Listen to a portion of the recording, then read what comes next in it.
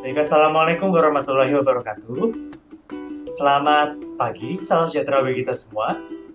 Sebelumnya mohon izin memperkenalkan diri, nama saya Irfan Cahyo Nugroho, mahasiswa Universitas Tiber Asia, Prodi S1 Akuntansi PJJ, dengan NIM 2403010202428. Pada kesempatan kali ini, saya akan memaparkan tentang cetak biru transparansi laporan keuangan. Jadi sebuah studi yang saya buat mengenai pergeseran paradigma akuntansi di Indonesia menuju standar global atau IFRS. Kita akan melihat bagaimana Indonesia melakukan transformasi besar dari yang tadinya hanya sekadar patuh administratif, sekarang menuju refleksi realitas ekonomi yang substantif.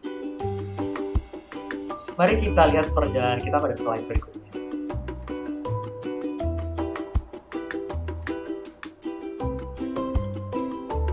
Dalam pendekatan secara bertahap ini, evolusi dalam sistem akuntansi di Indonesia tidak terjadi secara sekebut semalam.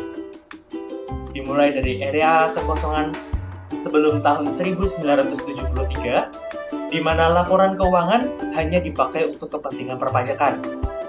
Kita bergerak kemudian ke pengesahan PAI yang pertama pada tahun 1973 tersebut. Tak lama kemudian, lompatan besar terjadi pada tahun 1994 pada saat kita mulai mengharmonisasikan kebijakan dengan standar internasional.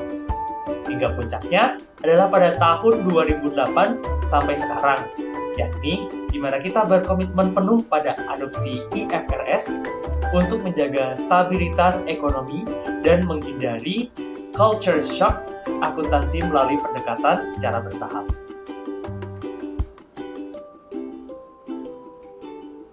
Kali ini kita akan melihat inti dari pergeseran paradigma ini.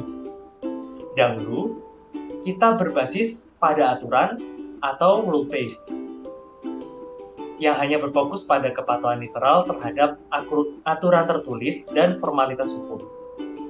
Sekarang di era IFRS, kita berbasis prinsip atau principle-based. Fokus utamanya adalah memahami esensi dan tujuan standar. Akuntan tidak lagi hanya menjadi pelaksana administrasi, tapi juga dituntut untuk memiliki professional judgment. Professional judgment ini bukan sebarang penentuan keputusan, tapi judgment tingkat tinggi yang diperlukan untuk dapat menyajikan dampak ekonomi yang aktual, serta menekan segala asimetri informasi melalui pengungkapan informasi keuangan yang komprehensif. Selanjutnya mari kita bedah aturan emas IFRS pada substansi mengungguli wujud. Dalam masa ekonomi sendiri, penyajian laporan keuangan harus mencerminkan realitas transaksi, bukan hanya sekadar aspek hukumnya. Sebagai skenarionya, jika sebuah perusahaan menjual aset secara hukum, namun masih menguasai manfaat ekonomi dan menanggung risikonya, maka menurut IFRS, aset tersebut tetap diakui dalam laporan keuangan. Hal inilah esensi yang berasal dari kejujuran penyajian.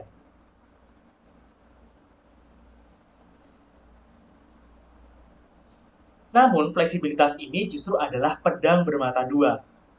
Seperti yang kita lihat pada slide berikut, kita harus selalu bersikap waspada terhadap subjektivitas. Tanpa kendali yang memadai, bisa saja muncul bias optimistis yang melebih-lebihkan nilai aset atau justru sebaliknya.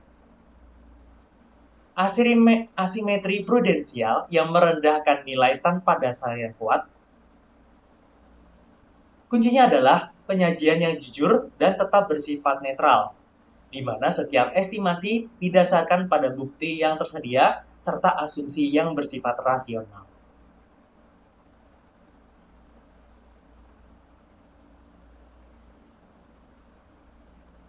Lalu, apa yang dimaksud dengan transparansi? Pada slide berikut, kita dapat melihat anatomi pengungkapan yang kita ibaratkan seperti gunung es. Di atas permukaan adalah informasi kuantitatif seperti nilai wajar dan analisis sensitivitas risiko. Namun yang jauh lebih penting adalah bagian di bawah permukaannya, yakni informasi kualitatif. Informasi-informasi ini mencakup asumsi dasar, strategi manajemen risiko, hingga kebijakan akuntansi yang digunakan. Penggabungan keduanya secara drastis mengurangi asimetri informasi dan memperkuat tata kelola perusahaan. Pada slide ini kita bisa melihat implementasi nyata di kedua sektor. Di sektor manufaktur misalnya, transparansi bukan lagi sekadar mencantumkan nilai aset. Di sini wajib diperinci metode penyusutannya, masa manfaatnya, hingga rincian penyesuaian saldonya. Sementara di sektor keuangan, perusahaan wajib memaparkan risiko kredit, likuiditas, dan pasar secara mendalam agar investor dapat memahami risiko fluktuasi suku bunga ataupun kurs yang akan dihadapi oleh perusahaan tersebut.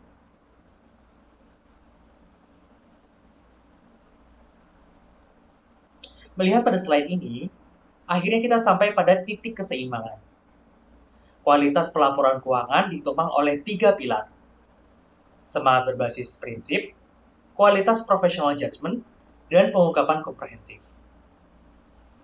Tetapi fakta empiris di Indonesia menunjukkan bahwa kualitas informasi masih tidak konsisten karena faktor kesiapan manusia. Oleh karena itu, pada slide berikutnya ini, ditekankan bahwa penting untuk menjaga ekosistem adaptasi yang melibatkan regulator, yakni DSAK IAI.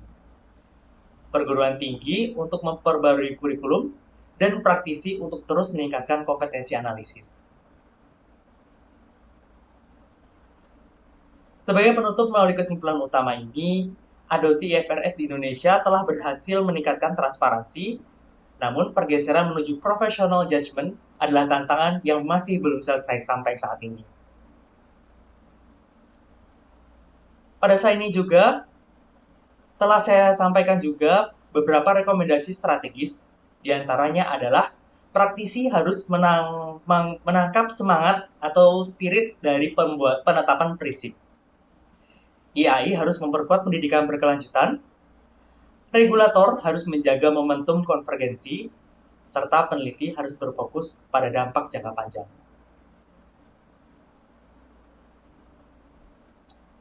Demikianlah presentasi dari saya. Untuk itu, mari bersama-sama kita memperkuat integritas pelaporan keuangan di Indonesia. Terima kasih, mohon maaf bila ada kesalahan. Sekian, wassalamualaikum warahmatullahi wabarakatuh.